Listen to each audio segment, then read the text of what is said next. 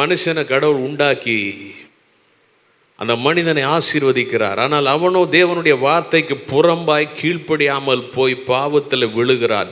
கர்த்தர் கொடுத்த அதிகாரத்தை இழந்து போகிறான். இவ்வளோ பண்ணி இவனை உருவாக்கணும், உண்டாக்கணும், இவன் விழுந்து போயிட்டானே, அப்படியே போய் அழிஞ்சு போகட்டும், அப்படி விடலை. அந்த ஒரு மனுஷனுக்காக வசனம் சொல்லுகிறது, தேவன் இந்த உலகத்திலே இறங்கி வந்தார். அது எதை குறிக்கிறது? அந்த ஒரு மனிதனுக்காக இந்த பூமியிலே அவர் இறங்கி வந்து தன் ஜீவனை கொடுக்கிறார்.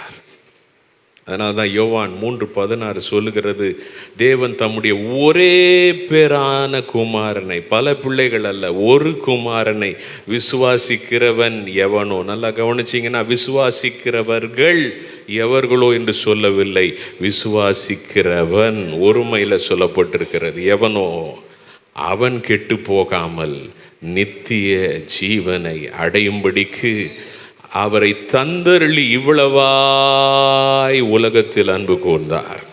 இயேசு சிலுவையில் 2 கையை விரித்து மறிக்கிறார். இவ்வளவாய் உலகத்தில் அன்பு கூர்ந்தார்.